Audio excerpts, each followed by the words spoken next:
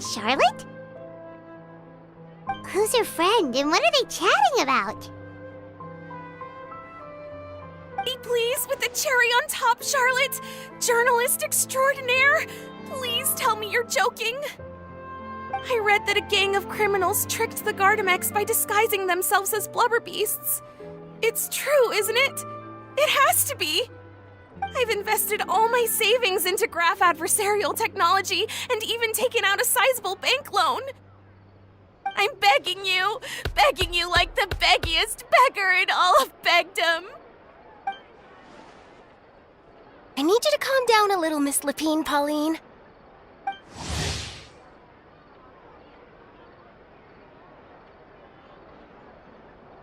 I admire your passion for your research, and I don't mean to dash your hopes for those, big-ticket orders. But I'm afraid I'm not joking. The Blubber Beast incident was a short story mailed to us by an anonymous amateur author, written in the style of a true story. It sounds like they're just discussing a story, but why does this Miss Lapine Pauline seem so distressed? Funnily enough, I actually remember being in a meeting where the editing team was debating the potential risk of misleading the public with this story. They even went to Maison Gardiennage for advice. But to our surprise, they fully supported us printing it. They figured that the false intel would be a great way to dupe potential criminals into wearing ridiculous costumes when breaking the law. In truth, Gardamex are extremely sophisticated in their capabilities. They can identify criminals just as reliably as the best human guards, so a crude disguise isn't gonna get you far. If anything, it'll just make you stand out all the more. Since we ran that story, the Maison Gardiennage has made a slew of arrests, including, one phantom blubber beast, a titanic red-crowned finch, and a specter man. So I knew this story had helped out law enforcement, but this is the first time I'm learning of an innocent citizen being deceived by it, and investing so much mora for nothing.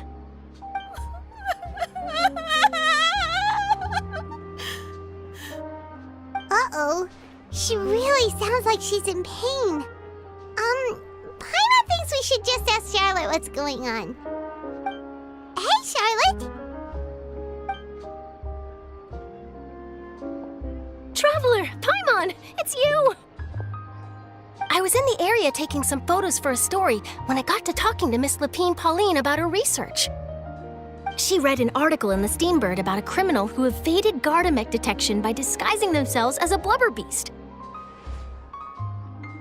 Inspired by this story, she spent a lot of mora researching counter-criminal image recognition technology. Her aim was to improve Fontaine's public security by developing a device that could enhance Gardamex target recognition capabilities. She was hoping I could write an article to spread awareness about image recognition technology. She even paid me for the article and gave me one of her prototype devices before I could get a word in. But unfortunately, it was just a fictional story, and her efforts and aspirations were all in vain. I tried to let her down gently, but she's finding it all very hard to accept. This is a new situation for us, too. It's such a pity. It seems like the author was only trying to make the story interesting, and the Maison Gardiennage only had Fontaine's best interest in mind.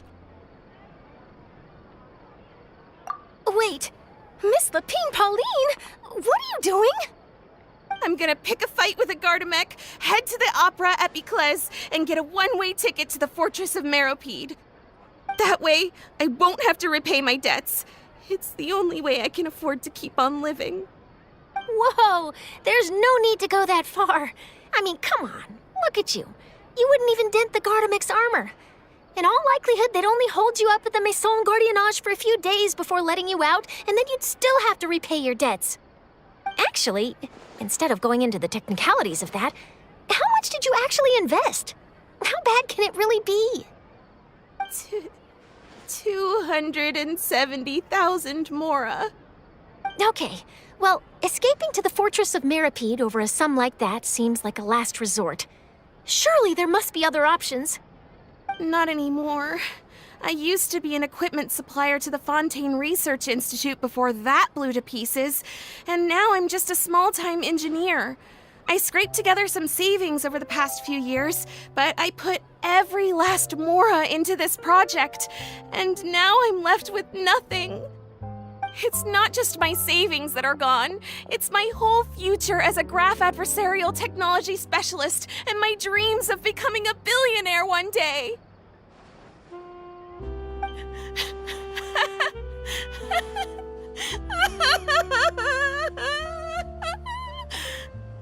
My life is over. Don't despair, Miss Lapine Pauline. I think I know a way for you to turn this around. This prototype you've given me, the camera lens for image recognition sample collection. It's really quite something. You said you designed it specifically for high-fidelity image capture and analysis, yes? The rapid focal length adjustment is a very useful function in its own right. It's sure to make many journalists' jobs much easier. In fact, I'd say it has the potential to revolutionize Fontaine's news media. So your research efforts thus far are by no means in vain. The technology you've developed may have many applications that you've never even considered. Really? Absolutely. I've been working as a journalist for the Steambird for a long time now. No one understands the issues we journalists face on a day-to-day basis better than me. So keep calm, take heart, and start thinking about mass production. In the meantime, I'll show your invention to all my colleagues to drum up interest in your product. I can't believe it! If this is true, then I can look into setting up a whole camera lens development pipeline. My big-ticket orders and billionaire aspirations are still in the cards. Oh, maybe I should consider taking out another loan. That way, I can rapidly improve the lens production process, be the first to market, and prepare to battle for dominance in the camera industry. Come on! Stop daydreaming about your pipelines for a minute. Just take it one step at a time and see how it goes. There's no sense in putting all your eggs in one basket before things are even off the ground. And I can probably speak to some people I know and license my image recognition device to a workshop to raise some funds. I can't believe I didn't think of this sooner. There's no time to lose. I need to get to work. Early bird gets the worm. Can you believe her? She just ran off. Paimon's pretty sure our advice went in one ear and out the other. It's understandable. When inspiration and passion strike at the same time, it's all too easy to throw yourself headfirst into your work and forget about everyone around you. A lot of journalists are the same way when they're first starting out. But don't you worry. I'm gonna write an article on all this, and I'll be checking in on her regularly. Her research has the potential to benefit the entire journalistic community. I'll give her plenty of input to stop her from going down any rabbit holes and make sure mass production of her lens can begin as soon as possible. It's reassuring to know that you'll be looking out for her, Charlotte. Actually, you know what? Why don't you two take this prototype lens? I'm sure you'll have plenty of chances to use it on your travels. It takes the right person to get the most out of a new technology. In your hands, it's sure to capture some amazing sights. Thanks a lot, Charlotte. What a nice surprise. We were just curious about what you guys were talking about. Totally didn't expect to get a free gift out of it. You're welcome. I got something out of this too. The beginnings of a very interesting news story. The boundaries between real news reports and news-like fiction must not be blurred, even when there's a compelling justification for doing so. Yes, that's how I'll phrase it to the editors when I give them my feedback. Let's hope we don't mislead any more well-meaning citizens in the future.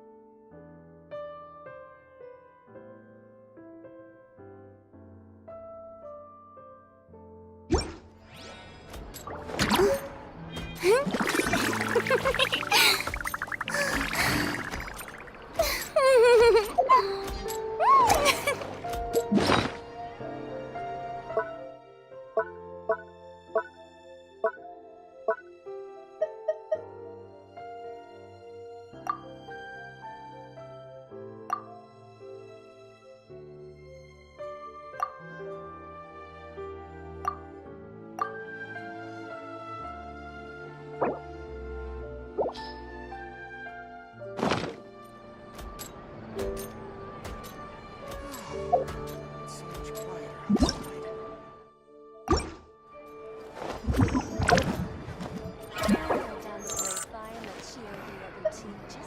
So hard to pick the perfect gift.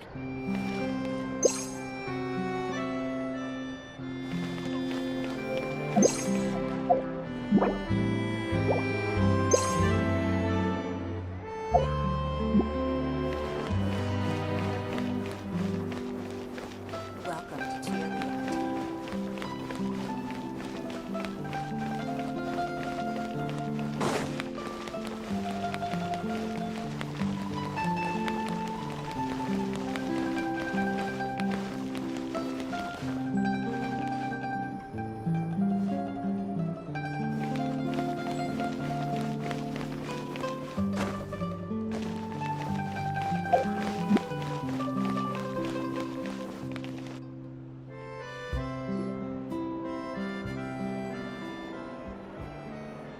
All right, this is the place. But where's the captain? There's hardly anyone around here. She's over there. The one with an eye patch reading in front of the newsstand. Oh, her! Paimon could tell there was something different about her. She seems kinda intimidating. Please wait here for a moment. I'll go fetch her. She's working now, so you might not want to get in her way. Working? But isn't she just standing there and reading a novel? Just trust me. Oh, alright, let's see what happens then.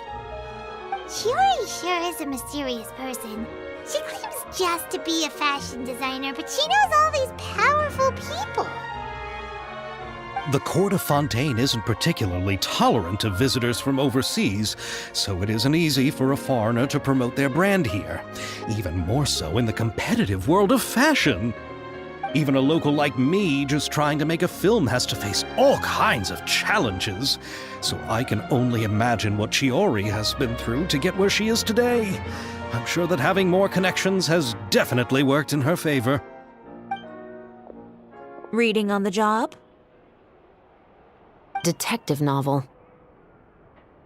One main character? No. Multiple. Branching storylines. I see. How's the plot coming along? One of the main characters is about to make a choice that will affect the rest of his life. I'd wager he's going to make the wrong choice. Any way to speed things up? There's something I need your help with. You know that doesn't depend on me. It all comes down to what the character chooses. Which is exactly why I'm here to help.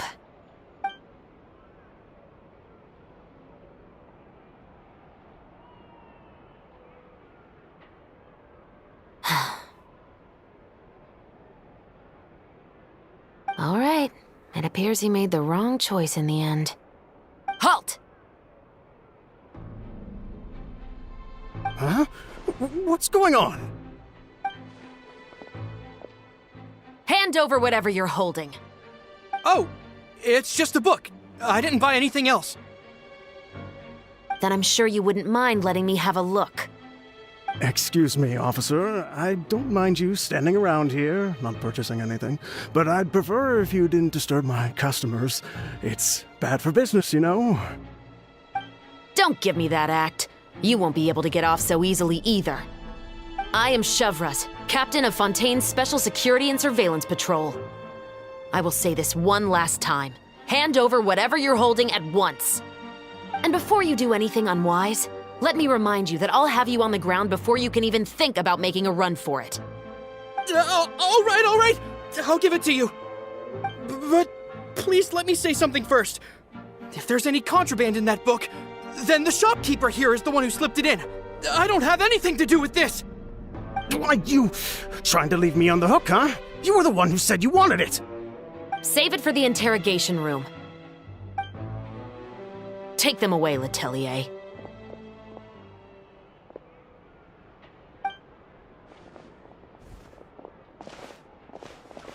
What's going on here?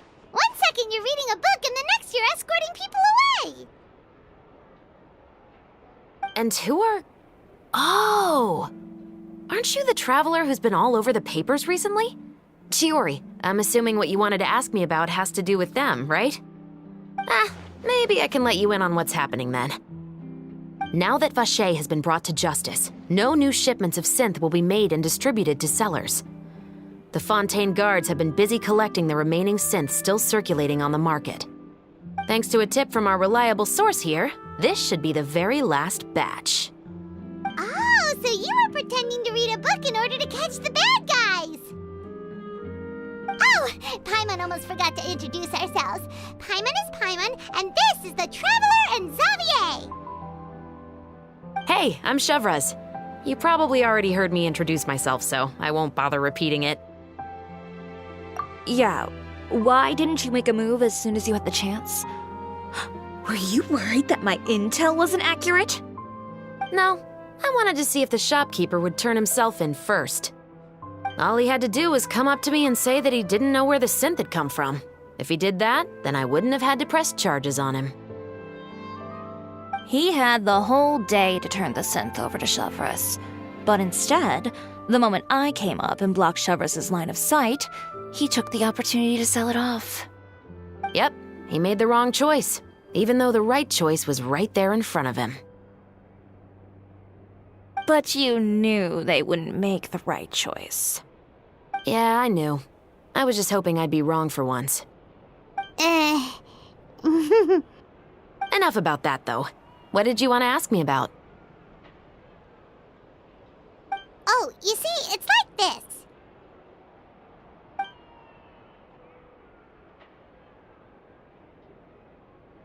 The Two Musketeers.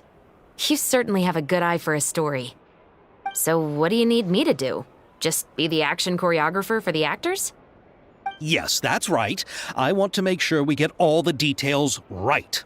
I want the actor's posture and understanding of firearms to be as realistic as possible. However, I'm afraid this work will require a bit of your time, since you'll have to be present whenever we're filming. Also, as for the pay... No need to say any more. I'll join. Huh?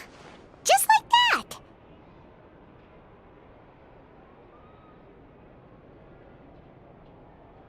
Really? You're willing to help us with our humble film project? Sure, it's no big deal. As I said, we've wrapped up our investigation here, so I don't have any other tasks on my plate for the moment.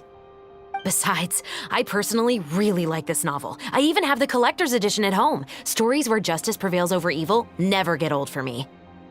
Then we've got a deal? Yes, I'll see you on set tomorrow. Oh my! I can hardly believe it! I should tell Lady Farina immediately. Oh, and I must tell the prop manager and lighting technician to get everything ready. We start filming tomorrow!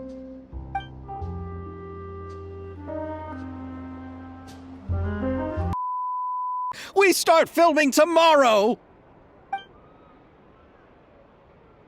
Calm down, Xavier. The film is going to take more than just a day to finish. Still, I should also head back now and start preparing the actors' costumes and makeup. Alright, guess that's it for today then. Traveler, Paimon, please stay for a moment. I have something to tell you. Then I'll take Xavier back. Poor thing. He's so excited that he can't even walk straight anymore.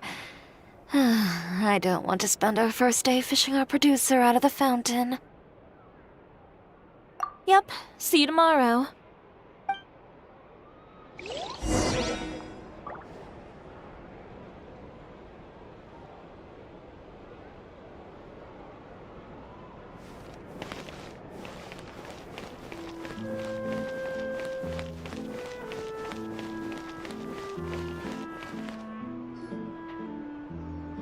So what did you want to tell us, Chevraz? Have you read The Two Musketeers?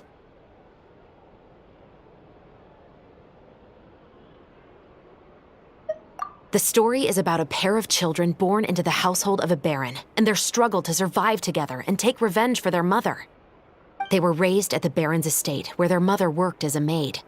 The two were illegitimate children that the Baron had with the maid, so they were never treated well by anyone.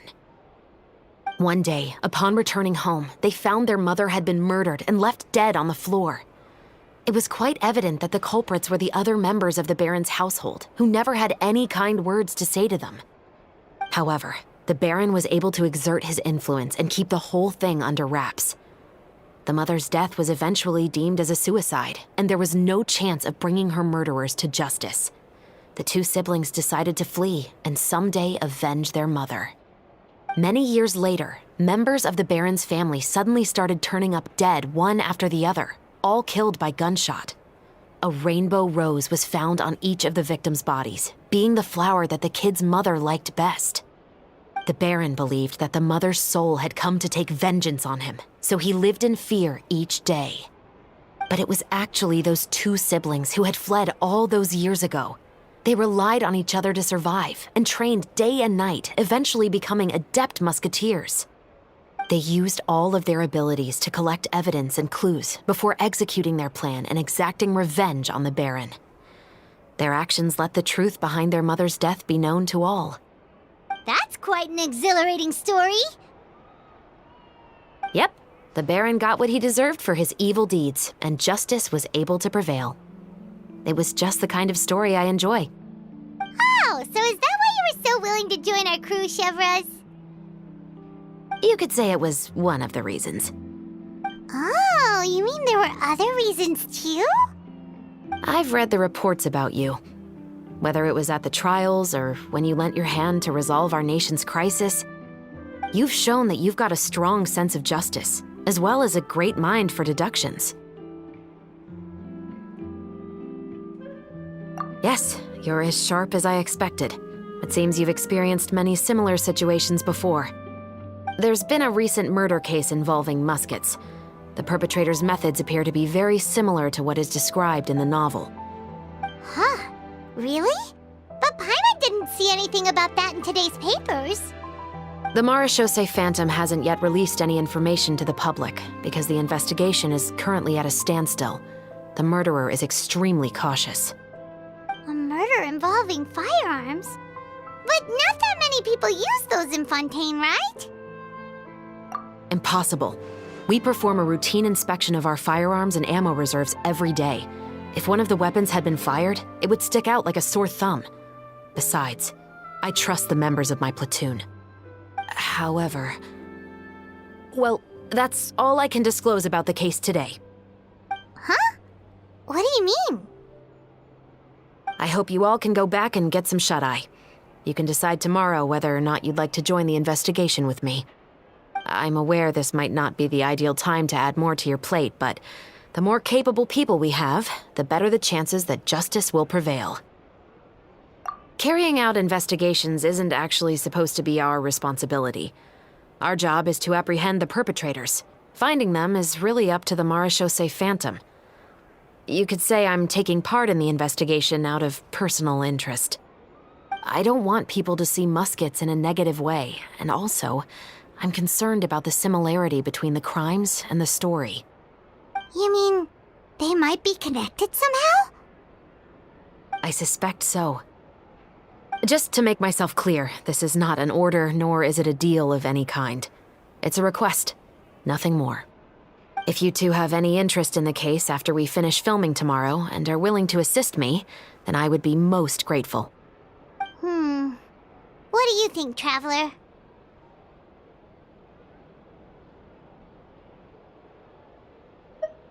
Yeah, you're right. Paimon's getting a little tired, too. We've really been hustling all day. You'd better head back and get some rest. It's good to keep a calm mind, especially when you're about to make an important decision.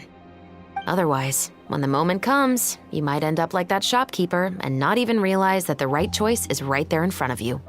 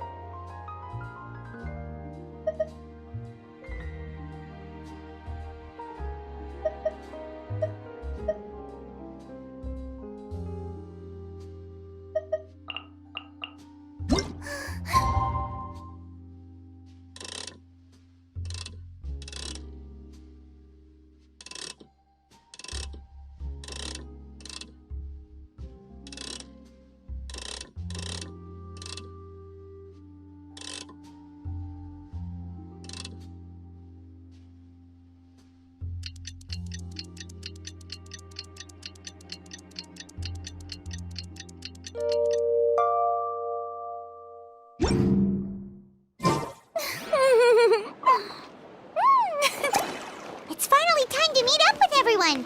Paimon even dreamt of making the film last night.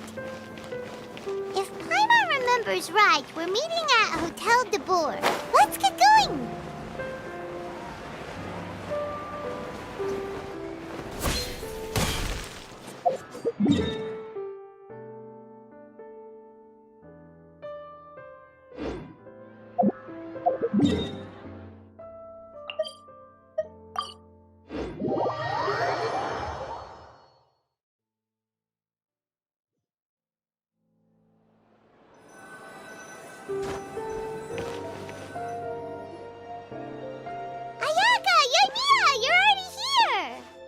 Good morning.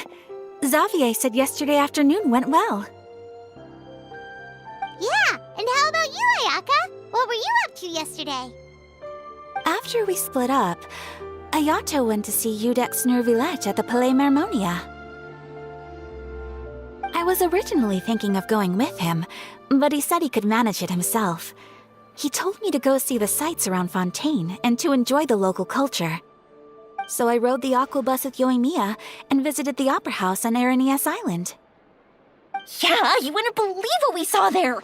2 mechanical puppets that were dancing together! You've already seen them, right? Yeah, those two! Amazing, aren't they? We sat and watched for quite a while. It was mesmerizing. Like we could keep watching them forever. Oh, it was the same for us the first time we saw them, too! Afterwards, we went swimming at the beach! Well, diving, to be exact. It was the first time I ever breathed underwater! I held Ayaka's hand and we counted down together. 3, 2, 1, and then splash! We were beneath the waves.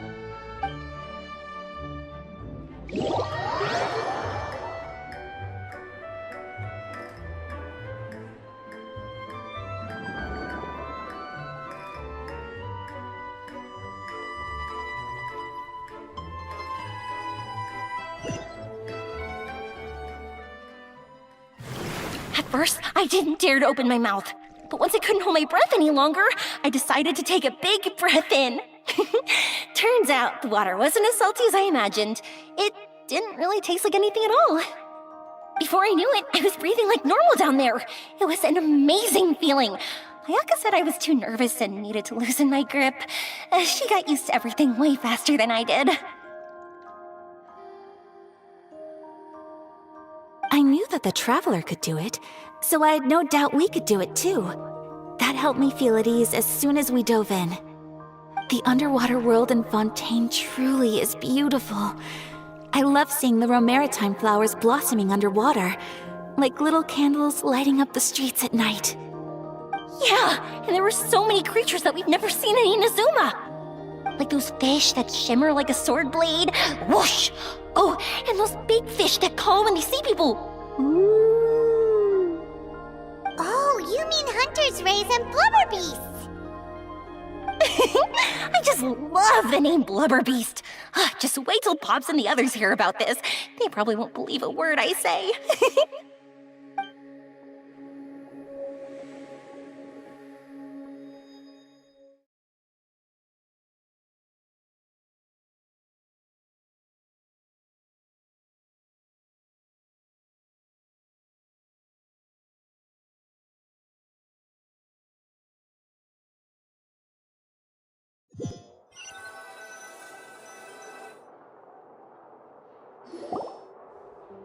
Yoimiya was down there for quite a while.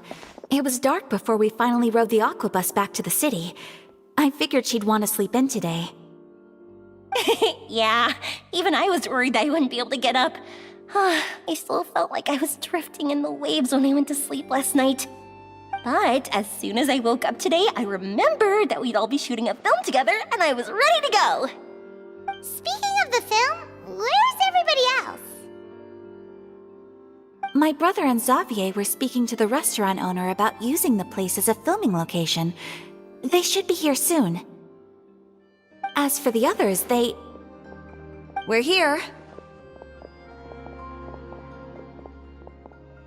Please excuse my tardiness. I just finished the Special Patrol's 6-mile morning jog. Wait, 6 miles? I'm so tired. I heard you all chatting, so I decided to come down. I sure could use some of that endless energy everyone else has. Good morning, everyone. Morning. Can someone fetch me a cup of coffee? More milk, hold the sugar. Sure, I'd be happy to do that for you. No, you can't go anywhere. Please, have a seat over here so I can get started on your makeup. Ugh, the last thing I want is coffee stains on my costumes. I can get the coffee. It's the perfect job for an assistant.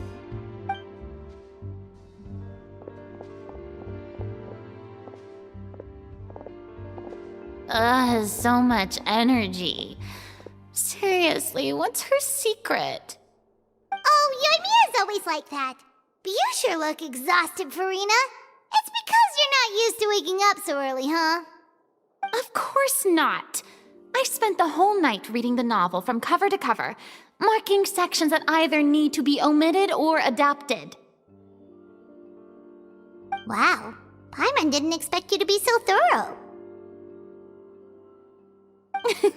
Well, I was the biggest star in all of Fontaine after all. It takes more than just a pretty face to earn a reputation like that. I know how to get serious when the situation calls for it.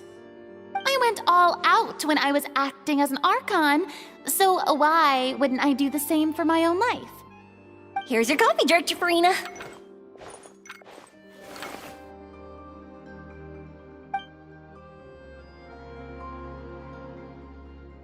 Oh, thank you. The sound of being called director and the aroma of coffee feels almost as refreshing as hearing the birds chirping in the morning. Ah, it seems everyone has managed to arrive on time. We've reached an agreement with the restaurant owner. We are free to use the second floor to shoot our film. Really? That's great! He is really looking forward to our film, and hopes that providing his restaurant as a filming location will attract more customers. Well then, Mr. Xavier, I'll leave the rest to you. Okay, thanks. First, I'd like to introduce our new members. This is our prop manager, Veronique. She'll be in charge of all the film's props and items. And this is Bonneau, our lighting technician. He'll be in charge of lighting and illumination to set up each scene's atmosphere. Wow, sure feels like we have some real professionals joining the crew now. First of all, please allow me to first express my sincerest gratitude to everyone in the crew. When my investor informed me yesterday that he wouldn't be able to provide the funds, I really thought that this was the nail in the coffin for this film. I had no idea that I'd find so many people willing to help me on such short notice. Thank you. Thank you all from the bottom of my heart. No need to be so cordial, Mr. Xavier. We're all honored to be a part of this. Your works made a profound impression on me when I saw them back in Inazuma. I am sure that someday, this film will be remembered as a prime example of cultural exchange between Fontaine and Inazuma. Yes, the story is the reason I agreed to join. I can't bear to even imagine what this film would look like without the very best director. Anyway, I would like to make a promise to everyone that as the producer of this film, I'll do whatever I can to ensure that everything goes as smoothly as possible. This is not just my film. It also embodies the thoughts and feelings of every person here, as well as the endless effort we are about to pour into it. So, without further ado, the Two Musketeers will officially begin filming now! You may take it from here, Director Farina. All right, listen up, everyone.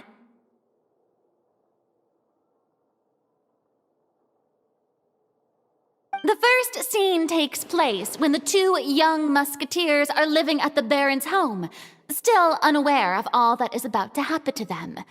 We'll need props and lighting to set the scene. Our lead actors can go get their makeup done, and extras, please take this time to go over your positions. Whoa. Seems Farina's really kicking things into gear as the director.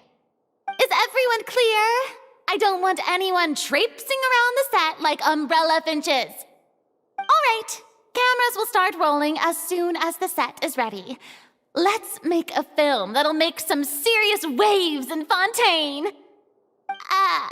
Not the kind of waves that drown people. I mean, the good kind of waves. Seems like she's still a bit traumatized by that.